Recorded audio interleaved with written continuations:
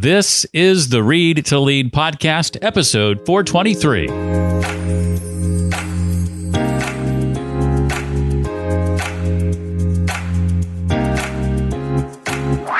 Hi, I'm Brad Lomenick, author of H3 Leadership, Be Humble, Stay Hungry, Always Hustle. I listened to a few episodes and didn't die. You probably won't either. It's the Read to Lead podcast with my friend, Jeff Brown. Helping people develop their potential, enabling them to articulate and become the self they want to be, are capable of being, and that best serves them and others in the short and long term, is what we as individuals and leaders strive toward. But how do we grow? It turns out it happens in a predictable way, which means we can understand where we are in our growth and chart a way forward.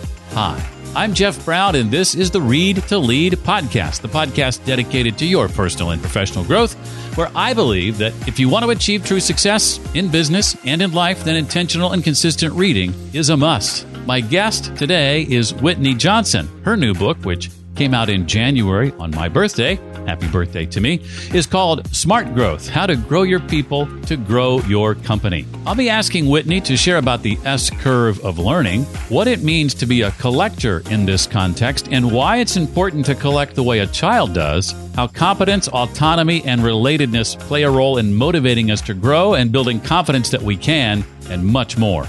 I mentioned last week that coming up in June and July, I'm conducting a note-taking mastery cohort, 5 Tuesdays, 4 in June, 1 in July, to walk a small group of people through the process of learning how to better capture, organize, distill, and express the notes you take. At the time this episode is being published, there may still be a chance that there's an opening or two to be a founding member of this cohort, the first ever group. There are only a maximum of 20 seats available. If you'd like to score one at half price, that's right, it's 50% off for founding members only, and be a part of this note-taking mastery cohort, just go to readtoleadpodcast.com/cohort to find out more information. And if that's not enough, you can hit me up at jeff@readtoleadpodcast.com should you have any questions. If you consume awesome content like, say, this podcast or some of the books that I feature here, and then you find that you really don't do anything with the notes you take, you're not alone. In fact, you're in the overwhelming majority. A lot of notes being taken on a lot of great content and nothing ever happening with those notes. If you want to change that for yourself and for your career and for your life and for your output, that's what this cohort is designed to help you do, to finally make good on those notes that you store, that you keep, that you'll want to do something with, that sometimes you can't even find because you can't remember where you put them. And if you do find them, you don't know why you took them because there's no context around them. We'll fix all that in this note-taking mastery cohort. Again, just go to readtoleadpodcast.com/cohort to find out if any spots are remaining. That's readtoleadpodcast.com/cohort. Whitney Johnson is the CEO of Disruption Advisors, a tech-enabled talent development company and an Inc. 5000 2020 honoree. She's one of the top 10 business thinkers in the world for 2021, according to Thinkers 50. A popular lecturer for Harvard's corporate learning, she has almost 2 million followers on LinkedIn and is host of the Disrupt Yourself podcast. Her latest book, a Wall Street Journal bestseller, is called Smart Growth, How to Grow Your People to Grow Your Company. Well, Whitney, it is a delight to have you. Your first visit, maybe not your last, on the Read to Lead podcast. Welcome, and thanks for being here. Jeff, thank you for having me. Well, I want to start by turning back the clock a few years and get a bit of your background in this not being your first book. There's been several of the events that led to writing that first book. My first book was Disrupt Yourself. Actually, my first book in this series was Disrupt Yourself. My book prior to that was Dare, Dream, Do. For this series, we'll talk about Disrupt Yourself. And what led to my writing this book was me disrupting myself, although I had no idea what disruption was back in the early, late 80s, early 90s. I started on Wall Street straight out of college. I had majored in music. My husband and I had gone to New York. He was getting his PhD at Columbia, and someone needed to put food on the table. And it turns out that person was me, but I had a music degree. So I started working on Wall Street for a stockbroker as a secretary, and didn't really know what Wall Street was at the time, but started to go to work every day and was listening to these people who wanted to become stockbrokers trying to open up these accounts. And they would say things like, it doesn't take a rocket scientist to know this is a great investment, or throw down your pom-poms and get in the game. And early on, I was rather offended by that one because I had been a cheerleader in high school. But after listening to them say that over and over again, I thought, I need to throw down my pom-poms. And so I started taking business courses at night, accounting, finance, economics. I had a boss who believed in me, which allowed me to move from being a secretary to an investment banker. And I would not have known to call it this then, but that was really the beginning of me disrupting myself. So that's the beginning of the journey. Over then the subsequent years, I was in investment banking, then moved to equity research. In that particular instance, I was disrupted. I was moved into equity research, or shoved, as I like to gently say. But that turned out to be a career maker for me. I was very good at picking stocks. I then discovered The Innovator's Dilemma, the term disruptive innovation by Christensen, which helped me realize, oh, this is what's going on in the emerging markets. Wireless is disrupting wireline. And then had the big aha that disruption wasn't just about products and services and companies and countries. It was also about people, that we as individuals can disrupt ourselves, and that the fundamental unit of growth in any organization is the individual, but it's starts with that disruption. And so that became the genesis for the book and the Harvard Business Review article I wrote in 2012 titled Disrupt Yourself, and applying this framework and theory of disruption to the individual. You had a chance to study with Christensen, did you not? I did. I had the tremendous privilege of, I worked with him initially on a nonprofit organization at church. Okay.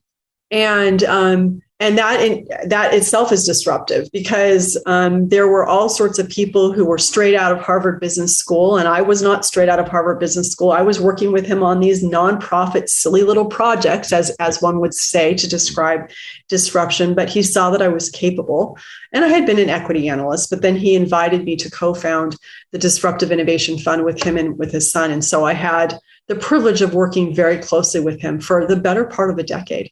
Tell me more about your music degree. I was a music education major in college initially myself, so that intrigues me a little bit. Tell me about that. You were? Okay. All right. So yeah, I studied piano growing up. Okay. And in classical piano, when I was 8, I wanted to be a concert pianist, because all 8-year-olds want to be concert pianists. I had gone to hear Van Cliburn play. He had just won a huge competition. And so I studied music all through high school. And then I got to college, and in some respects, music had become my mom's dream, less of my dream. And so I did major in music, but I also discovered something called jazz, which I loved. And I didn't end up pursuing that, obviously, professionally, but I studied piano and actually, like I said, majored in music. So there's a great story here, which is I left music for a very long time, but as sometimes happens, we get a little bit older, I find myself coming back to music and playing the piano a little bit every day, and also starting to learn how to sing. Oh, wow. Cool. I played the French horn. Unfortunately, when you walk away from that for 20 years, it's kind of hard to go back and pick it right back up again. So I won't be doing that anytime soon, but I enjoyed my time with the instrument while I had it. I want to dig into your Wall Street Journal best-selling book, Smart Growth. Now, for the sake of context, give us a brief overview of the S-curve of learning. What is that all about? All right, context. I'm now working with Clayton, and we are investing, and we're using the S-curve for our investing. This was popularized by Everett Rogers, the sociologist, back in the 60s. Mm-hmm. And he used it to look at how groups change over time, how ideas are adopted, and he discovered that they're adopted in the shape of an S. And we were using it in our investing to look at how quickly an innovation would be adopted. Well, I've had the aha that disruption isn't just about products and services, it's also about people. It's not too far of a leap for me to say, I wonder if the S curve can help us understand how people grow, how individuals change over time. And so I started playing with this idea, and this is about 10 years ago. I said, I think we can use this S curve to understand what growth looks like, to trace the emotional arc of growth. And that set me on this journey now over the last 10 years to really think about how do we use this to look at how individuals change over time, and how can we use this as a model to make growth feel just slightly less uncomfortable.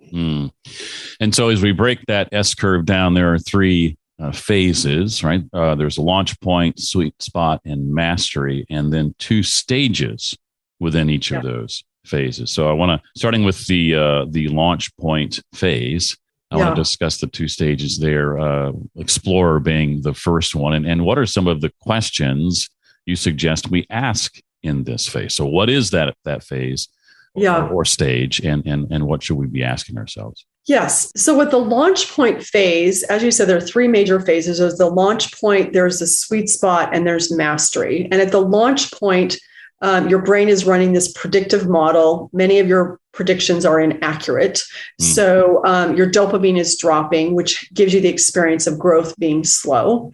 And then in the sweet spot, and I'll get to explore in just a minute, but in the sweet spot, your predictions are increasingly accurate. And so the dopamine starts to spike because you're getting a lot of emotional upside surprises. So that's the phase that you experience as being fast. And then in mastery, the predictive model is quite accurate. And so you're no longer getting very much dopamine, and growth has in fact slowed. And so you've got launch point slow, sweet spot fast, mastery slow. So slow, fast, and slow. And so I wanted to just give you that basic high level topographical map. Sure. And now we can talk about how you navigate those different parts of the curve. So starting with launch point, as you said, there's the explorer phase. And so what happens in the explorer phase? Sometimes you choose to be on a new S curve, and sometimes you are pushed onto a new S curve. And so what you are doing when you are on this S curve island, you are making a decision, you are exploring and saying, I'm here, but do I want to stay here? And so you're asking yourself a number of questions, including things like, do I believe that I can be successful? Is this achievable? Whether it's a role, it's taking up the French horn again, a new job, etc. Is it familiar yet novel? Is it in line with my values? Is it in line with my identity? And does it align with my why? And we can drill down on those, but those are the 7 major questions that you want to ask yourself. And if the answers to those questions are yes, then what you've done is you've said, I think I want to stay here a little bit longer. I've explored, and now I want to move to the next phase of collecting data and deciding, okay, I think I want to be here, but is this a fit? So product market fit. Can I get the resources that I need to move along the curve? So that's explorer. Any quick questions on that? No, you explained it very well. It piques my curiosity about the next phase. You mentioned, okay, let's assume you've decided, the S curve merits further exploration. So we've decided that it does. We're in the collector phase. Now, why is it important as we collect that we do it the way, in your words, the way a child does? So yes, as you said, explore, decided we want to be here. Now it's time to move. Now it's time to collect. And so the collection phase, exploring like a child does, is for a child, they're an S-curve natural. Everything is unfamiliar. So everything is for them to discover. And I love this quote from Maria Montessori. She says, the child has a different relationship to her environment from ours. The child absorbs it. The things she sees are not just remembered, they form part of her soul. And so there's a story that we tell in the book, or I tell in the book, of Michaela Ulmer, who's the CEO and founder of Me and the Bees Lemonade. And she's 18 years old at this point. But what did she collect? She collected her father's culinary experience. She collected her parents' business coaching. She collected her great-grandmother's heirloom recipe for lemonade. And she was collecting energy. But all of those things that she was collecting, she was curious, she was observant, she was open to learning, and she was open to suggestions. She was open to feedback. And so as you've explored, you want to be here, now you've got to collect all of that data. Some of it's going to be quantitative, some of it's going to be qualitative. Do I want to continue to be here? But if all of those things start to come together and you realize, yes, I can get the resources that I need to move along this curve, you're building up momentum that's going to allow you to hit that tipping point and move into the sweet spot of the curve. So we've gone from slow, explorer, and collector, and now we're ready to pick up the pace a little bit. And that's that sweet spot phase, which again consists of 2 stages, accelerator and metamorph. At the accelerator stage, we're motivated to grow and confident we can, right? Mm-hmm. How do competence and autonomy and relatedness play a role here? Yeah. All right. So as we said, so you've got explorer, you figure out where you are, collector is move. Now accelerator, you're in this place. And I use the acronym CAR, and it's a little bit of play on the self-determination theory. Yeah. So like you said, you've got competence. So what's the experience that you're having? Why does it feel like you're going so fast? Is that your brain is recognizing that predictive model, it's working more frequently, and you're realizing I am capable of taking on this challenge. So there's this sense of confidence that I can do this. And there's also this autonomy of autonomy, not in the sense of I'm doing this by myself, but there's this internal power to take responsibility. You're making a difference. You're making decisions. You're feeling like I am made to act and not be acted upon. So that's the C is competence. A is autonomy. And then R is the relatedness, where you feel connected to the mission of whatever it is you're doing, this broader or grander purpose, but you also feel connected and related to the people around you that you're doing this with. Sometimes I use the metaphor of the S curve being a mountain. And so there's this sense of you're climbing this mountain with other people. You're doing this together. You feel connected and related to the people around you. And when all of those things are in place, that's a pretty good indicator that you have, in fact, hit it. That's a good indicator that you've hit the accelerator mode. Good. This next stage, I can't hear the word metamorph or metamorphosis without being taken back to my childhood and my Bruce Banner in the Incredible Hulk days. For some reason, I hear that word and I think Bruce Banner for some reason. But in the metamorph phase, there's a paradox here, right? This actually presents a challenge. Things are working well, but that's a challenge because why? Yeah, it's a challenge. And by the way, I love that you think of superheroes, because I think that's how you feel when you're in the metamorph stage, is everything is working. And just like he ripped off that shirt, your identity is now shifting. And so, as you said, everything is working. You start to become complete.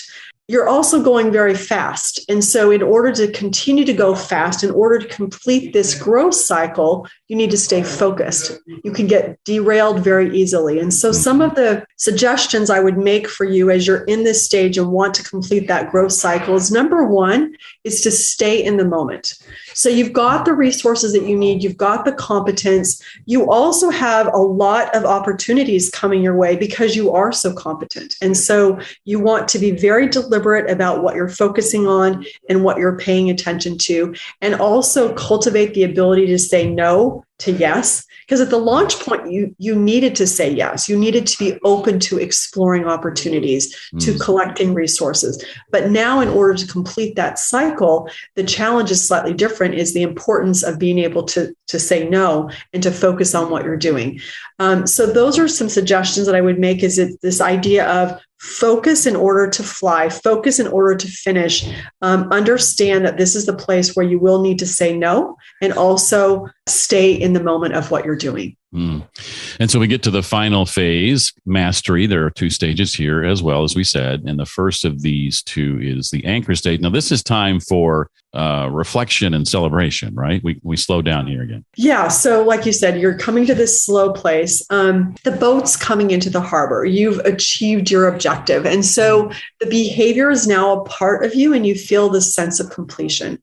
And so there's this moment of pause where you reflect, you look at whether it's your career, your job, or even a day, what worked, what didn't, what did you learn? And you also want to celebrate. Celebration is the best way to create a positive feeling that creates habits. And this is based on the work of BJ Fogg. Yeah. And so when you focus on what you do more, you get more of it. All of this activates your parasympathetic nervous system. I climbed this curve. I did this.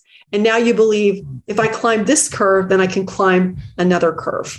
So that's the anchor phase. We change by feeling good, not by feeling bad. Exactly. I love Fogg's work. That book, Tiny Habits, was hugely beneficial and impactful for me when I read that a couple of years ago. Agreed. And I think and underrated. I mean, not underrated, underknown. Yeah. I think that's true. I was so enamored with it when it came out. It's so practical that I recommended it to my mastermind groups, and we began reading it as a group as well. That's past year. Hugely beneficial. Well, the last stage then, the mountaineer stage. In particular, what are the dangers to look out for in this stage? There are so many dangers. So one is complacency. If you think about it, you get to the top of this mountain and you feel like, okay, I'm here. And what can happen is that you stop paying attention and you start to get complacent. And remember, there's not a lot to see because you think you figured it all out. Growth is slowing down.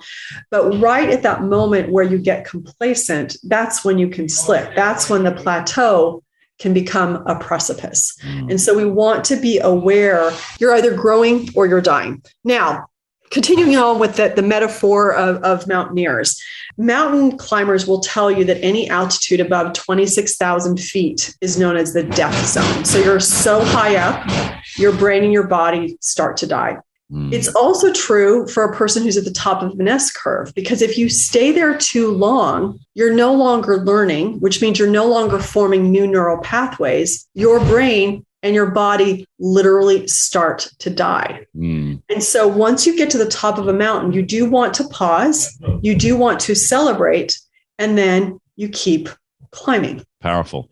Well, before I jump into some questions that aren't directly related to the book, Whitney, I wanted to ask you, is there anything from the book we haven't talked about that you want to make sure people know? I wanted to make sure we sort of dipped our toe into the water of each major stage, but anything else you would add that I didn't ask about? Yeah, I think the thing I would add is that growth is our default setting. And I had this experience when I was an equity analyst, and when I built my built my model, my financial model, and I was about to go public with my very first stock pick.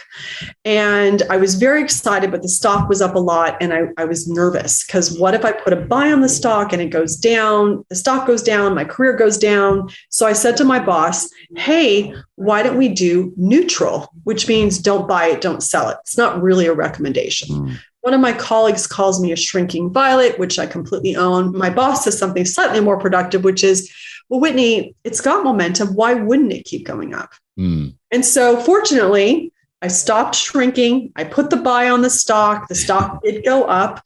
But that question has stayed with me is, do I believe that people can keep going up?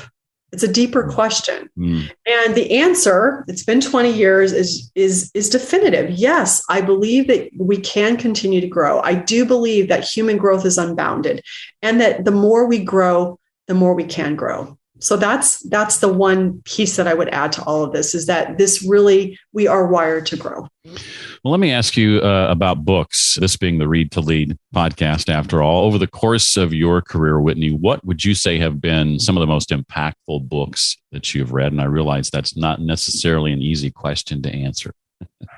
In you're asking me this question, I tried to think of books that put me onto a new S curve, that changed and disrupted my thinking, that were pivotal. And so I've got a few for you. The first one is In a Different Voice by Carol Gilligan. She's a psychologist. Her book was the first book that caused me to recognize, oh, a woman's way of viewing the world and processing the world is different than a man's. I read it in college, and it was very, very impactful for me. Another book that was impactful for me was The Innovator's Dilemma by Clayton Christensen. Yeah. Not surprising for all the reasons we have just discussed. More recently, some books that have influenced me were You Were Born Rich by Bob Proctor, who just passed away recently. His work was impactful for me because I realized that this idea of disruption and disrupting yourself, I really needed to get even more granular and go to how am I disrupting my mindset? And so that book was very important. Yeah. And then two more, Isabel Wilkerson's Caste, and thinking about how we think of caste system in India, but that we have in fact had a caste system in the United States, which was an important book for me to rethink. And then of course there are sacred texts like the Bible and the Book of Mormon, which continually influence my thinking. I want to ask you a bit about habits, because we do have some time to jump into some of these. It's not necessary that you actually practice these yourself. And so if you want to answer in terms of what you've observed, that's okay too. And so I want to cover this acronym DREAM. I believe that success is defined loosely. I think everybody can say that this is a definition of success that applies to them, is the realization of our biggest dreams and highest priorities. That if we realize that, then we can call ourselves successful. And so I want to break that down to habits that I think lend themselves to reaching those goals. And the first one is this idea of dancing with discomfort, leaning into discomfort, riding the wave of discomfort, not shunning discomfort, but realizing that any pursuit worthwhile is going to involve a certain amount of discomfort.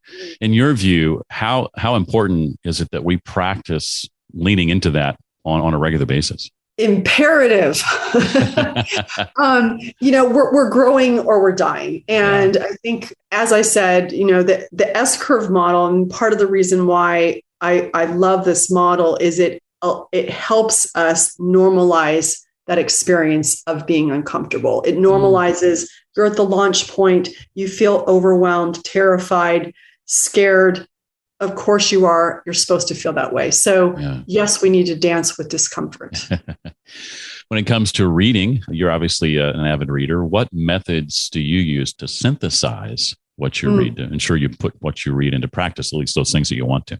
Number one, I take copious notes. Every book that I have, I underline, and I have all this marginalia. So the book is my friend. I'm interacting with them. Yeah. I journal about the ideas. They oftentimes make their way into newsletters and books, et cetera. And then I interview people, which allows me to interact with it more and then figure out ways to teach what I'm learning. But if I had to distill it even more, the thing that I'm trying to do, and I don't always do this, but I'm working toward it, is that when I read a book that was very worthwhile, is there one thing that I'm going to do differently as a consequence of having read that book? And maybe how does this book, just having read it, impact my thinking? Let me move to energy and examining our energy on a regular basis. And by this, I mean, from a 30,000 foot view, looking at what are we involved in that's increasing our energy versus what we might be involved in that's zapping our energy. I believe that managing energy, not time, is key to productivity. What are some ways that you try and do that if you indeed do? I love that you shared that. I remember first coming across that idea with Tony Schwartz, I think 10 years ago, and was fascinated. And then thinking about Marcus Buckingham talking about strengths and how they clamor for our attention in the most basic way, because using them helps us feel strong. And so what I'm trying to do is to pay attention to what makes me feel strong and then do more of that. The challenge that I'm finding is that there are things that make us feel strong, but because of ego, we sometimes aren't willing to do them. I was just talking to a CEO the other day who feels strong when he's leading and inspiring, and he doesn't feel strong when he's managing people. But as a CEO, he feels like he should be managing people. And so I think there's a two-part process here is pay attention to what makes us feel strong, but then do that inner work to let go of the ego around the things that maybe we think we should be doing that deplete our energy. And then we'll be able to stop doing them. But sometimes there's that intermediate step. Yeah. You mentioned Marcus Buckingham, who I just had the chance to interview for the first time recently. I'd wanted to interview him for a really long time. His work has impacted me going back 15, 20 years. And through my research, I discovered that he and I were born on exactly the same day. No. Same year and same day? Or Same year and same day. We're exactly the same age. And that day of the year also happens to be the day of the year that your book launched, January the 11th. Wow. So you two are twins and we're now sort of triplets. That's right. Yeah, it's sort of triplets. Yeah.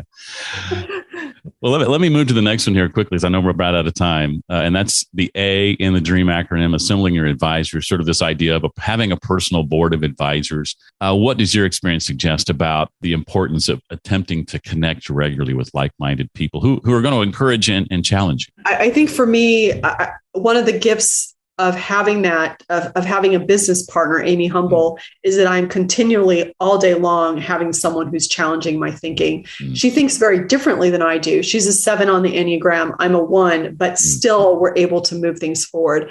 I also find doing a podcast does that, right? By reading the books, then interviewing a person, it's a de facto board of advisors because you're continually learning from all the people that you're interviewing. They're mentors. Yeah, they're mentoring you.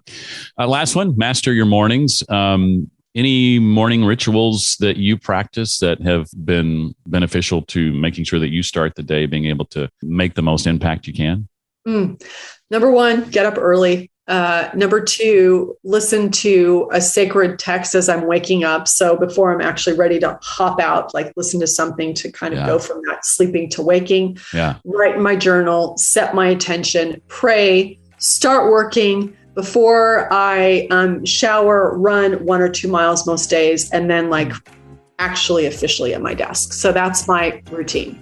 Excellent. For Monday through Saturday. Well, I appreciate you opening up about each of those. That was very helpful. So thank you for doing that. Whitney's book, again, is called Smart Growth. It is, again, a Wall Street Journal bestseller. Smart Growth, how to grow your people to grow your company. And it's really helping me as I coach others and go into companies and do workshops on this very kind of thing. So thank you for your help there. And thank you for being a part of the Read to Lead podcast today. We really appreciate it.